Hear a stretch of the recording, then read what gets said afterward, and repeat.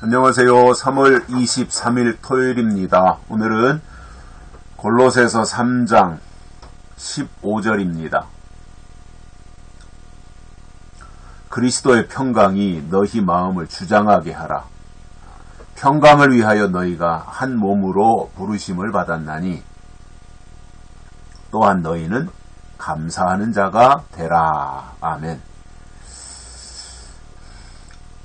하나님의 사람은 하나님이 주시는 평강의 소유자여야 됩니다.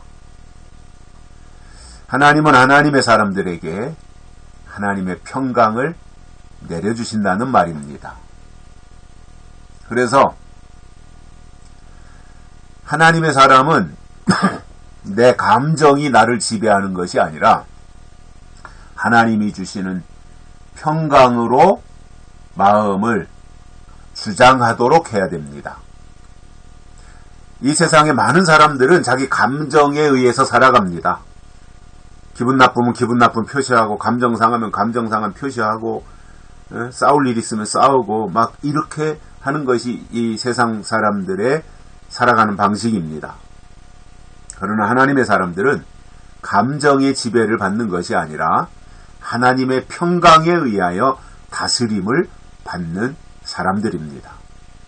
그러니 하나님의 평강으로 육신의 감정도 조절할 수 있는 거죠.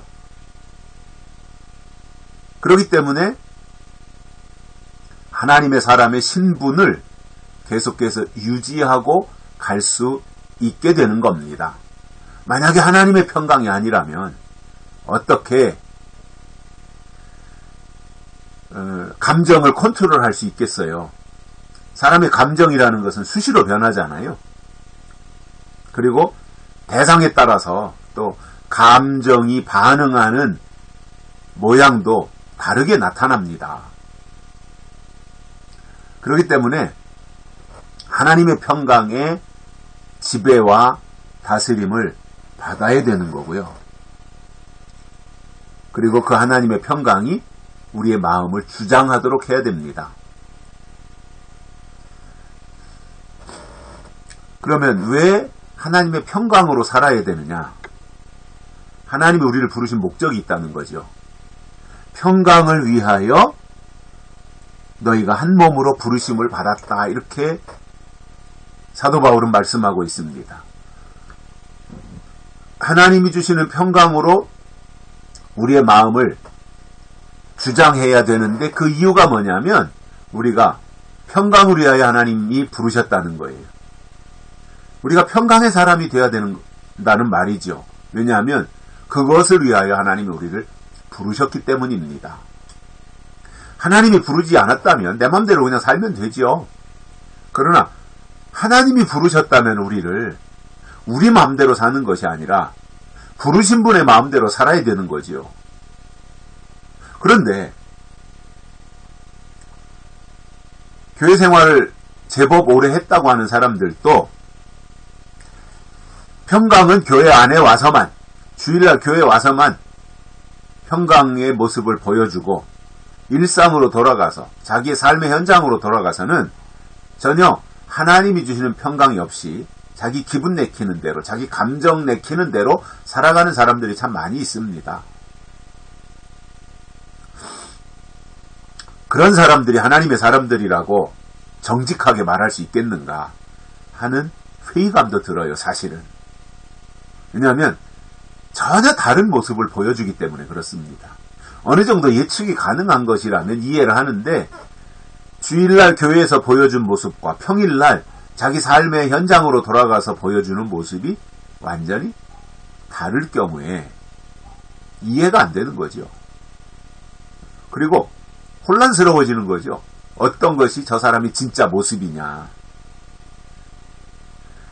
제가 그 전에 20대 군대 제대하고 니까 한 25살 요 무렵이었던 것 같은데 교회에서 이제 학생부를 지도하고 있었는데 그때 당시 중고등부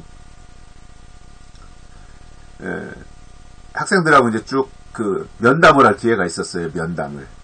근데 그 학생 중 하나가 그때 고등학교 1학년인가 2학년인가 했었는데 그 집이 이제 장로님 집안이고 하니까 할 얘기가 많잖아요. 제가 학생들하고 상담을 하는 데 있어서 뭐 아버지는 장로님이니까 좋겠다. 어머니는 권사님이니까 좋겠다. 이런 얘기들이 할 얘기가 많은데 그리고 그 학생의 어머니가 교회에서 늘 보여주는 모습이 굉장히 좀 화사한 모습 아니면 밝은 모습 그리고 굉장히 친절하고 상냥하고 사람들을 섬기고 하는 이런 모습으로 이제 저도 봤기 때문에 그 학생한테 그렇게 물어봤죠. 어머니가 참 이런 분이라서 참 좋겠네 이렇게 했더니 대뜸 하는 말이 엄마요? 우리 엄마요? 우리 엄마는요 교회 와서는 천사인데 집에 가면 악마예요. 충격이죠, 그죠? 충격이에요. 아니 아들이 자기 엄마를 그렇게 평가하고 있다고 하는 것이 대단한 충격이에요. 저도 그때 당시에 깜짝 놀랐죠.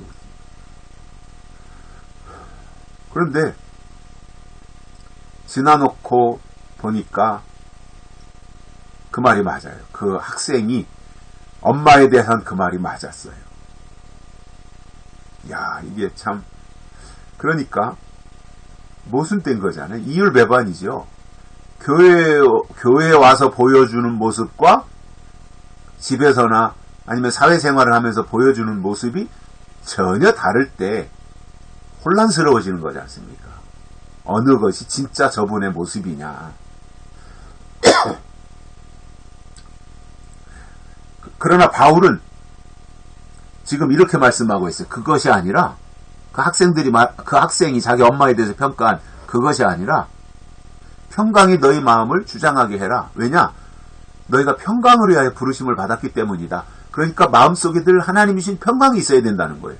그리고 그 평강의 모습으로 다른 사람들을 만날 때도 그 평강의 모습이 나타나야 된다는 거지 이중적으로 가멜레온처럼 그렇게 수시로 변신하면서 사람들이 헷갈리게 하면 안 된다는 말입니다.